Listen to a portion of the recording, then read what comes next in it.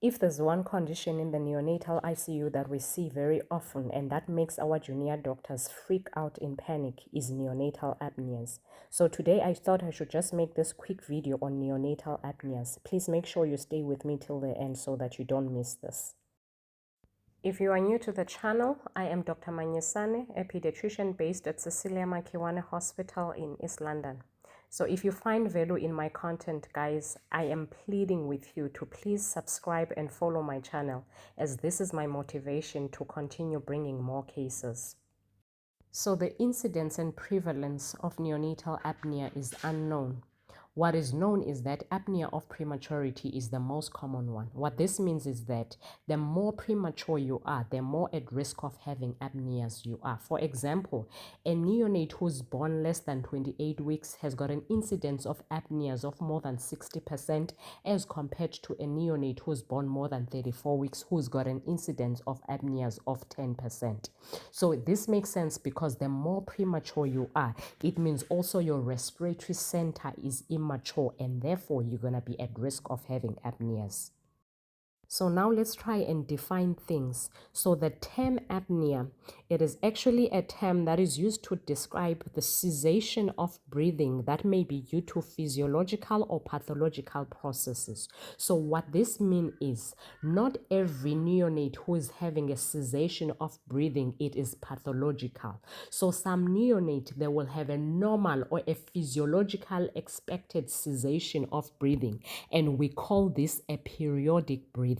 So by definition, a periodic breathing is when a neonate is having 3 or more periods with no respiratory effort. This usually lasts for about 3 to 5 seconds in a 20-second period. So they will stop breathing for 3 to 5 seconds and they will start breathing again for a 20-second period. We call this a periodic breathing, and it is physiological. It has no underlying pathological process.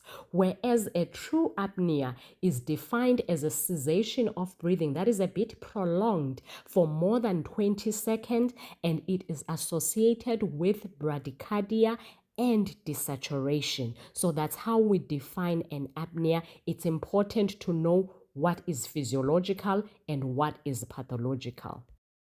How do we then classify apneas? So apneas are classified into 3. We have a central apnea, we have an obstructive apnea, and we have a mixed apnea, which is a mixture of the two. Now, a central apnea means the problem is higher up in the CNS. So it means the CNS is unable to stimulate the respiratory muscles to breathe. Now, what you will see clinically in this patient, there is both no respiratory effort and there is no airflow. So there is cessation of both respiratory effort and airflow, meaning that there is no chest wall movement and there is no airflow clinically. Whereas in an obstructive apnea, where you have a problem obstructing the airway, whether it's oral secretions or it's laryngeal edema or it's choanal stenosis, but you have something obstructing the airway, how you're going to see this clinically is that there will just be absence of airflow in a patient who is having an inspiratory effort. So when you're looking at the patient clinically, there is no airflow, but there is an inspiratory effort that is telling you that the patient is trying to overcome an obstruction, meaning that clinically, just by looking at your baby, you can tell which apnea the patient is having. If the baby just stops, everything stops, there is no chest movement, there is no airflow, that is a central apnea. Whereas if it is just the airflow that stops, but the patient is having an inspiratory effort trying to overcome an obstruction, that is an obstructive apnea clinically. Then mixed apnea is the mixture of the two. It's either the central apnea is preceded by the obstructive apnea, or an obstructive apnea is preceded by a central apnea. And out of the 3 apneas, the mixed apnea is actually the most common one. I hope it makes sense.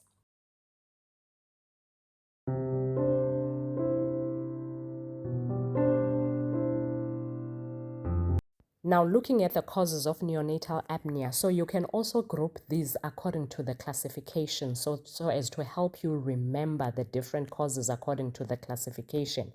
But remember, we said apnea of prematurity is the most common cause of apnea, especially in severely premature infants, because these infants have immature respiratory center. And it is important to remember that an apnea of prematurity usually occurs after the first 24 hours, and it usually lasts to about a week. So if you have a neonate who is having an apnea immediately after birth, or in the first 24 hours, or after the first week of life, it will be unlikely that the cause is apnea of prematurity, and therefore that neonate will need to be investigated further. Now let's look at the central causes of central apneas. So you look at things that can directly affect the CNS, like CNS infections like meningitis, encephalitis, any intracranial bleeds, especially IVHs in a preterm child. Then you can look outside things like metabolic problems that can affect the brain. Examples are hypoglycemia, electrolyte imbalances, things like hypernatremia, hypocalcemia, and you can look at things like temperature instabilities like hypothermia, hyperthermia that can also affect the CNS, and you can look at cardiovascular instability problems like anemia, hypotension, as these can cause hypoxia to the brain. Then when we look at obstructive causes, it's anything that affects the respiratory system and the airway. So looking at the airway, you can start from the nostrils, any nasal secretions, oral secretions, choanal stenosis, and laryngeal problems, laryngeal edema, laryngeal webs, vocal cord stenosis, anything that can just obstruct the airway. And if you look at lung parenchyma itself, things like pneumonia, atelectasis, pulmonary hemorrhage, etc. So those are some of the causes you can think about under obstructive causes. It is important to remember that sepsis alone and other things that can cause inflammation like NEC can cause an apnea. And also drugs, some of the drugs that we give these neonates to sedate them, like opioids, can also lead to apneas. So these are some of the causes of neonatal and apnea. Knowing these causes will actually help you understand why we investigate them the way that we do. I hope it makes sense. So now let's try and recap on our patient. So our patient, we said, is a 2-week-old, 32 weeks corrected gestational age.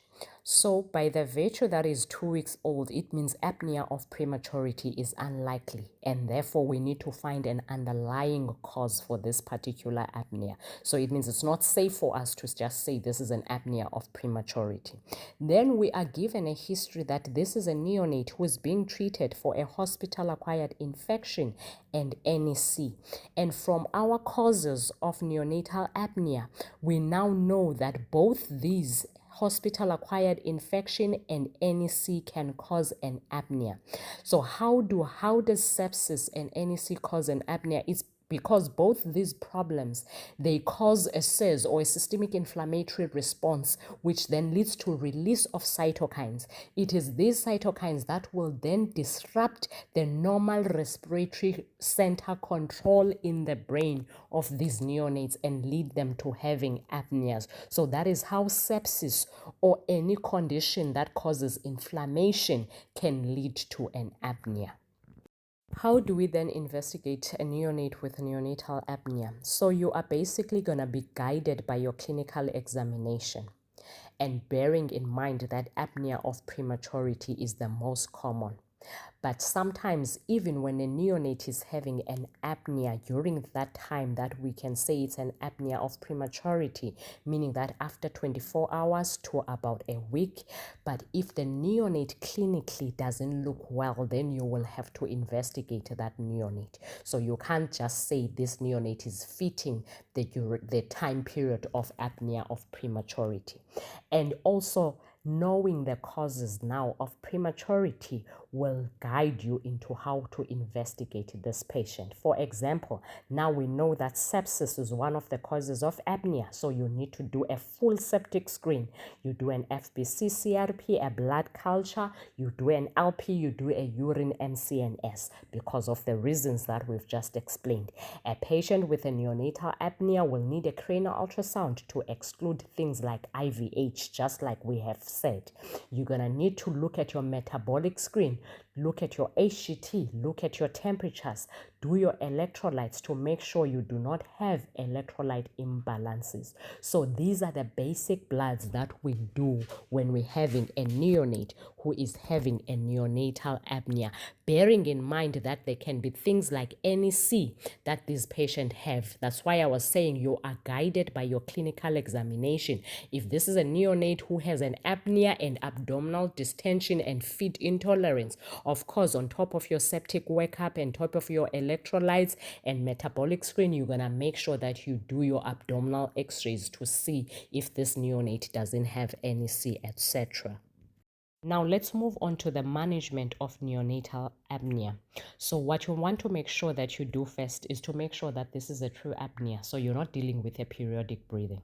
And secondly, if you discover that it is a true apnea, is it a central apnea? Is it obstructive? Is it mixed? Look at your patient clinically and try to assess just like we've explained. And then once you identify the type of apnea, do your ABC. Make sure there's no nasal secretions or oral secretions that you can obviously see because you're going to need to suction that. Send someone to check the HGT and make sure the temperature is normal while you are at it. So most neonates that are having an apnea with desaturation and stoppings and cessation of breathing, if they are not cyanosed, they usually respond spontaneously without you having to do anything. So if this is a pink looking neonate who is just desaturating with no respiratory effort, most of them, they respond spontaneously. So you just observe them for a few seconds. If they don't respond spontaneously after a few seconds, then you do tactile stimulation. How do we do this? You use your index finger and you just tickle the baby under the sole of the foot with the hope that is going to trigger him to breathe and then the heart rate to start going up. Then if that doesn't work and this neonate instead turns blue, then you're going to need to start back mass ventilation. Now, if this is a neonate who was in a nursery, the minute you start back mass ventilation, it means now we are escalating care. This is a neonate who's going to need to be transferred to NICU for pressure support. Please do make sure that when you were doing your metabolic check-ins, your HGTs, your temperatures, that this neonate is also on caffeine as a respiratory center stimulant. Now, when the neonate goes to NICU and is started on CPAP, which is a pressure support, which is a non-invasive form of pressure support, we start with that. It is important for us to know how does CPAP then stop an apnea. CPAP is very important for both obstructive and central apnea.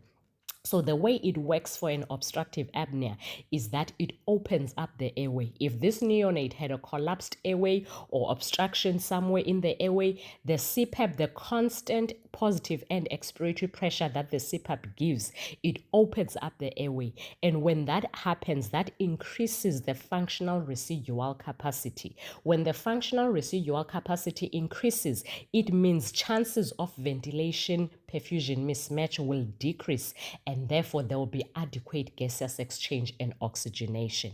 And secondly, the way CPAP controls a central apnea is that as the CPAP stretches the lung, the pulmonary stretch receptors that are in the lung, they will actually send a feedback to the respiratory center in the brain to stimulate the respiratory center muscles, especially the diaphragm, and then the child will start breathing. So the CPAP is very important in managing apneas.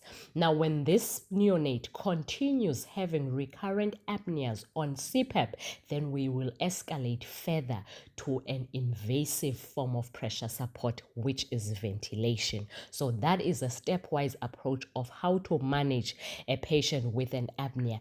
And of course, we investigate the possible cause of this apnea and we treat it accordingly. If it's sepsis, you start the patient on antibiotics. If it's cardiovascular instability, you correct that. You transfuse the child if he needs to be transfused. So you treat accordingly after you have stabilized the patient.